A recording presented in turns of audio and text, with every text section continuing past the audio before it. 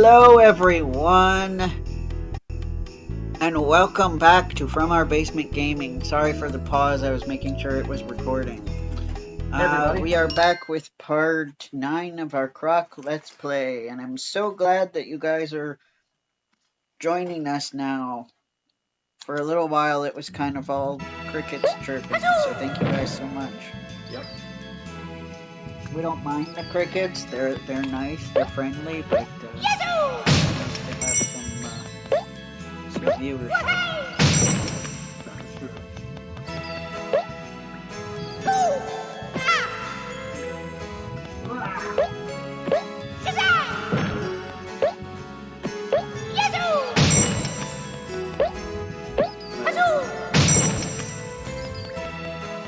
Yeah, so at the very least it gave me an idea. Well, no, I joke, I haven't really done it yet.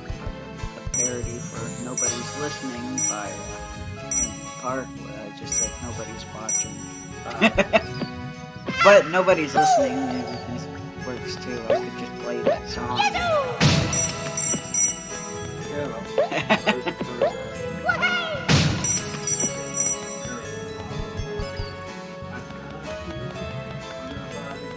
And nobody's watching.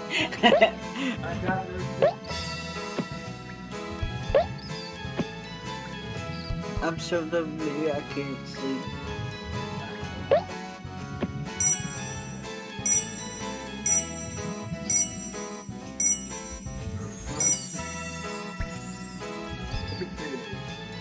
Yeah, I get so frustrated. I watch these videos about these absolute idiots that were viral, like, you know, like the real scummy viral YouTubers. And I'm like, how come they get all the views and they get like millions to buy sports cars that they crash? Oh, God. Yeah. And then, yeah, some people who are watching may know who I'm talking about, I don't know. But, like, yeah, he was recording a live stream while he was driving his nice sports car, and I think the passenger was recording it, but he kept looking at the stream, you know, because people make donations and comments and stuff. And it was a rainy, stormy day, and he was like joking, oh, I'll probably end up crashing it. He did. Yeah, and then both he and the passenger who was recording got hurt, but instead of making sure that the cameraman was okay, he was like, make sure you keep recording, and oh no, is my car okay? Yeah, it looked bad. I mean, yeah.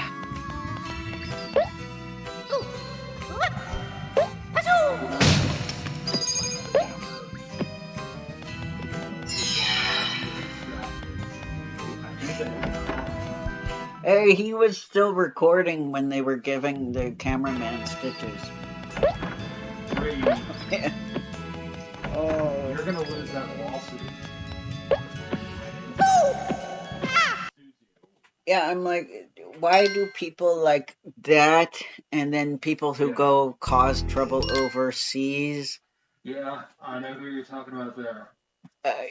Oh, there are multiple people. I wish I was just talking about the one guy, but there are shamefully too many people that fit that category. And they all are viral YouTubers, and they all make the big bucks, so to them it's no big deal. It's like, oh, I ruined my reputation in that country, oh well, I'll just go and go to another one. And when I ruin my reputation in that one, I'll just go to another. Yeah. Yeah. Yeah, I mean,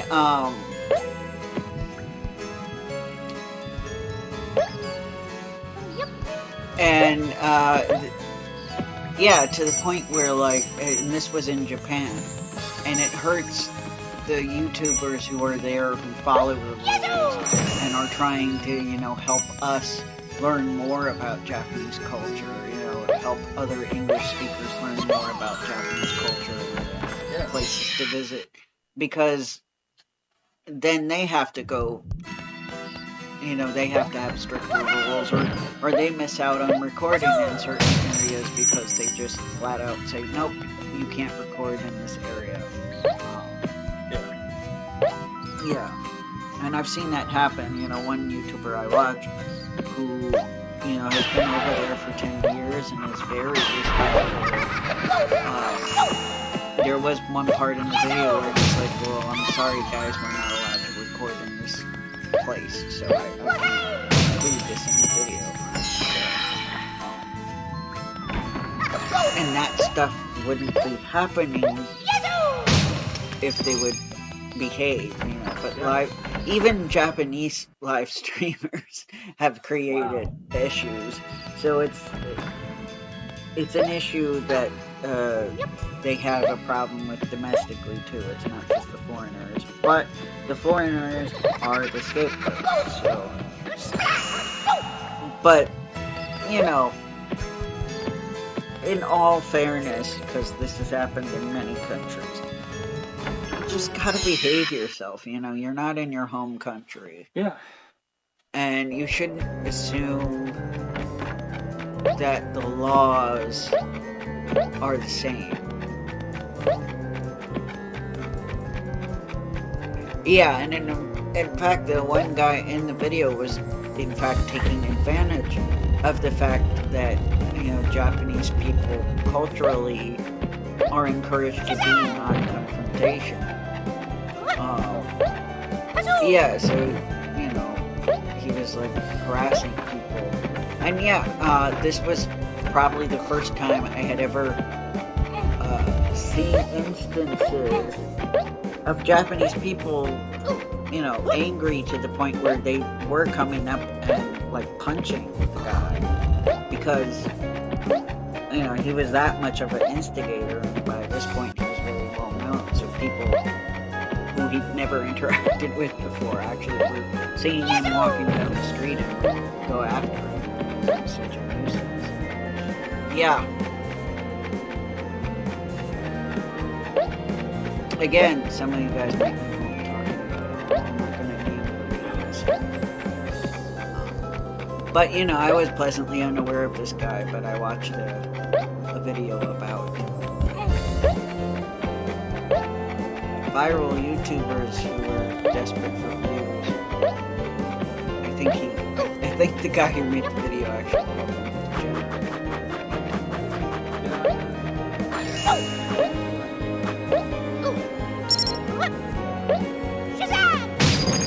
But yeah, and there are people who don't record YouTube videos with them misbehaving. So stop. It's not just us, you know, it's there are some Europeans as well. Like, oh, I know.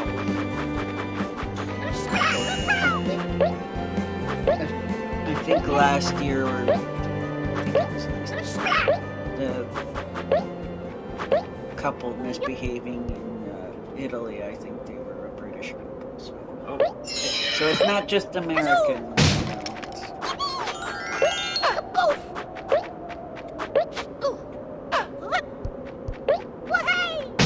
Yeah. Also, I think it sounds like there are certain rules that are stricter in other countries, which definitely makes sense. Oh yeah, law enforcement did intervene with this guy because of this.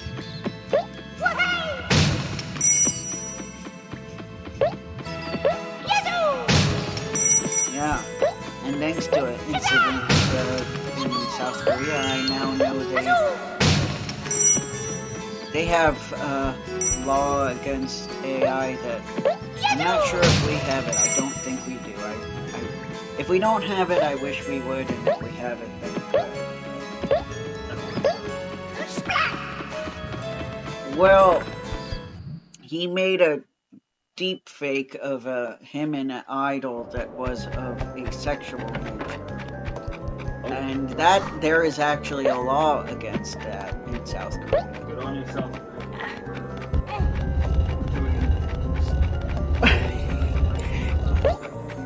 Yes, because I feel like our country has been extremely lax in law enforcement when it comes to AI. I'm not saying we've done nothing, but we haven't done enough. I don't know about that specific one. I'd have to actually research that to see what U.S. laws are currently. Maybe for something of that nature, there is a law. I'm not sure. Excuse me. But you know me, you know if it was up to me, I would say pull the plug on AI, period. But at least the way they're using it. So don't get me on the technical. And that person who hasn't commented in years is gonna pop up and be like, I just came here to watch Croc and I'm getting lectured about AI again. And I'll be like, get over it.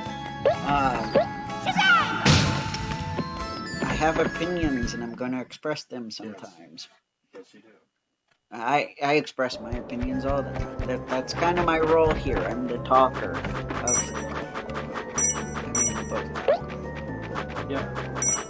If you did a percentage, I'd probably give you a stronger percentage. But that's because you play. So, Right.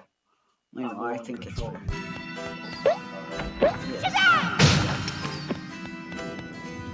But yeah, if it were up to me, I would say no generative AI. It's encouraging laziness, fraud, you know. It's hurting people. Hurting people in the creative venues. And those people who are acting like they're being gatekept because they don't have the creative skills. Everybody has creative skills. What you're referring to is comparing yourself to others and saying that you don't have the artistic talent. But with practice, you can develop it. Yes, I know there are some, like, prodigies that are kind of born with this innate talent, but even they hone it and practice it. So, I'm sorry, but to me, if you're like, oh, I use AI to generate a picture because I can't draw and I'm sad about it and I can be an artist with AI, it's like you're not being an artist. Because the AI is generating it from millions of pictures that it's learned from.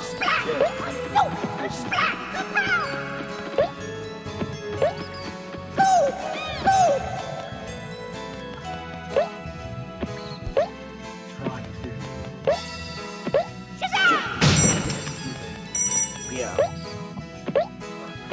Right. So you are missing out on creating something new, and you're missing out on an opportunity to improve yourself and to develop a skill. Yes, it's a skill that takes time, but you know, if you just like doing it, you know, if it's fun, just don't worry about the quality. Because you shouldn't try to make money off of AI-generated images anyway. So if you're not doing it to make money, then who cares? Just draw. Or write. Or do whatever you're getting the AI to do for you. Yeah. You feel much more better about yourself. Yeah, because you know, I don't watch it anymore, but when this generative AI was in its infancy and it was like literally just a meme. Right. I watched a few of those, like the president's play, blah blah blah. You know, I watched a few of those, or you know, we watched one YouTuber generate a script with it. In both of those cases, I still felt like, man, this is a shame. It would be so much more entertaining if a person did it. Like with the president's one, there are people who can do impressions of the presidents. Yes. We don't need an AI to make it sound like, and you're like, oh, we made the president say these things they didn't say. It's like, just find impersonators, you know. Or like, let's see, sitcom or... Yeah, those uncanny images that they generate. Mm-hmm. Beavis and Butthead as a 90s sitcom, which is hilarious. As a 90s sitcom, it's like, you mean what it already was? Yeah. Yeah. Except what, you're making it live action instead? Why don't you just ask Disney to do it? Anyway, yeah. Good one. Yeah, I'm currently mad at them, so I don't mind saying. Yes. Yeah. I don't blame you at all.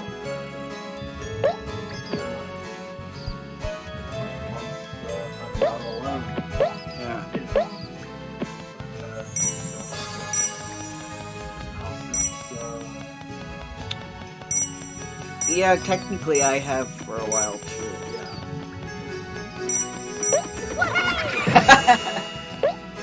I didn't like that movie either. I feel so bad. I like was it Christina Romano? Is that her name? I know her last name's Romano. But anyway, I really like that actress, but she's always typecast as the like most horrible characters.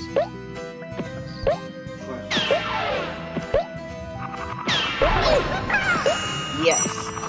That's one of like the only not horrible characters she's cast in voice acting. So, but whenever she's acting, they always give her these terrible roles, and I'm like, why? She is beautiful, she has a wonderful singing voice, and you just waste her potential. Yes.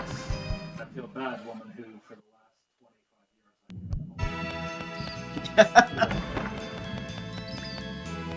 Let's just remember her as Kim Possible and not as the older sister Maven Stevens.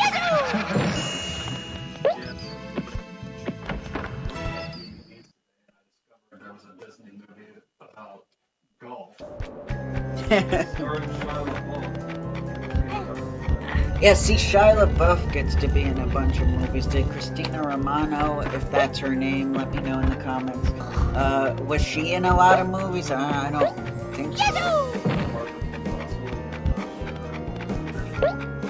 Yeah, I mean like non-Disney Channel stuff.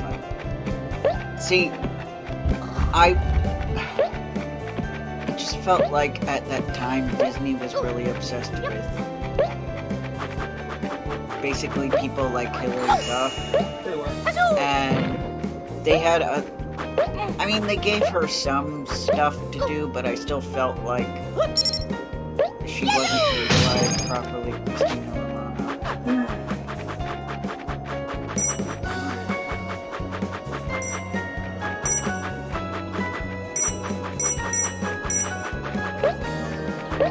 I mean, and I know that happens a lot of times. Actors and actresses get typecast, but I imagine it was probably, I wouldn't know this for sure, but I wouldn't be surprised if it was kind of annoying to her to like, oh, another character that's like the one I've already been doing.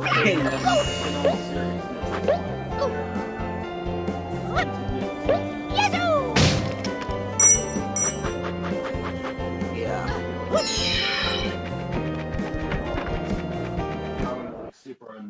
at the Disney Channel for Yeah. essentially having her play the characters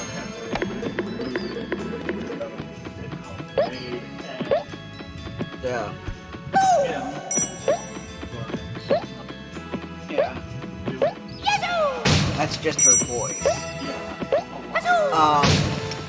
And now I haven't done a deep dive into this or anything, so obviously you guys are free to let me know if you happen to know more. And then I'm pretty sure they did like a live action Kim Possible at some point, but didn't have her. They had some other person. But I could be wrong. Yeah, of course. You know, and that's one of those instances where I would be like, it doesn't have to be. Well, I think it was because they also wanted somebody who is like looked more the age of Kim Possible, I guess. Or maybe somebody who could do the stunts more. Beats me. But anyway, yeah, wasted potential. But I know she's, I'm pretty sure she has like a podcast or something, but I am chronically bad at listening to podcasts, so that's why I haven't dived into it. I just, yeah. Because podcasts tend to be long. Yeah. And I tend to be able to pay attention to them more if they have video. But even then, I get kind of like bored. Yeah. Because mind you, I'm not somebody who did a lot of listening to radio talk shows. So, and it's kind of like, to me, an evolution of radio talk shows, podcasts. So I think I come by it honestly that it's just, you know, a more advanced version of something I already wasn't doing, you know, to be fair to myself. Yeah. And also I think the other reason is when I first discovered podcasts, it was, for lack of a better word, I'll say it was before it was cool. And it was pretty much in its infancy, so, like I want to say this was either late 2000s or 2010s, maybe, and it seemed like it was a more niche thing where not everybody had podcasts. Like they do now, everybody has a podcast. Except for us, we don't have a podcast, but maybe one day. Maybe. But anyway, and it was like you needed some kind of specific plug-in or program where if you subscribe, the program would download a podcast episode when they released. Like, it would download into your feed. But I didn't understand how to do it because I'm not very programming savvy. It wasn't like a easy, just click play and you can listen to a podcast now, you know, you have to do all these steps. So, yeah, that turned me off back then, and then I just, other than seeing some shorts of people's podcasts, but had trouble getting into it now. Yay!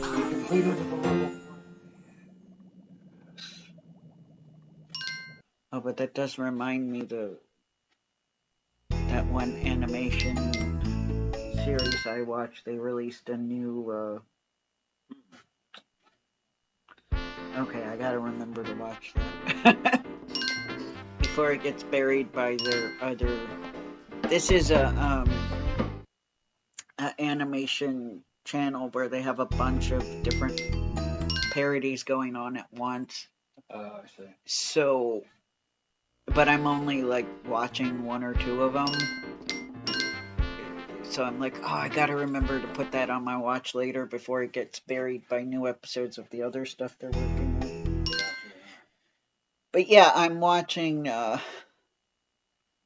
parody where basically, oh man. Well, I'm happy I saved the game twice. And yeah, where basically Donkey Kong has a podcast. So here comes Donkey Kong podcast. Yeah, and it's really, I like it because I think they kind of seem loosely inspired by like the personality he had in the TV show, but they're also kind of poking fun at certain. They're also poking fun at podcasters of a certain leaning, but I won't get into it too much because I'm not supposed to get political here. But that was them doing it, not me. Yeah. Because I'm not going to tell you the name of the podcast because if I do, then you will know right away who they're making fun of, and you'll accuse me of going political on here. So Yeah. I can tell you when we're not recording. Right. But I'm kind of lost on this, so I have no idea. Anyway. I haven't shown you any of the episodes yet, so All right. that's why. There he goes, Banana, Bongo's hero. But I think it's funny, even though I don't agree with the characterization of the guests he has. But that's part of the humor. I know that they're using these characters to make fun of certain people, so. Indeed. So I can still enjoy it. I also just think it's funny that it would be funny to see that iteration of Donkey Kong do a podcast. So does that count? No, it doesn't count. I'm like, does that count as a podcast I'm watching? It doesn't. No, it's right. It's just little short animated. Yeah, I know. Admittedly, on mine, I do more podcasts every now and then. Yeah, I know you do the podcast. Out of the two of us, we do the podcast. Yes. So you probably would know more about making a podcast than me. Even though I did read a book about it. Yeah. My problem is I don't want to limit myself to a niche. Like, I'm like, I have all these things I want to talk about. I could do this or that. And talking about whatever the heck I want to would be kind of hard to market. So, hi, I talk about whatever I feel like talking about. And they'd be like, great, what is that? It's a podcast about nothing. It's about everything, so I guess then it's kind of about nothing. Yes. They'd be like, oh, great. Yeah. I guess I'll follow the podcast that is about nothing. Cool. Yeah. So when do we know when it's over? Has it even started? Yeah. But anyway, I guess this episode is over. I'm afraid so. So we'll I don't this see is this starting in 1 minute. So yeah, we'll you'll see Croc again in November. That you will, ladies and gentlemen. Bye guys. Take care, everybody.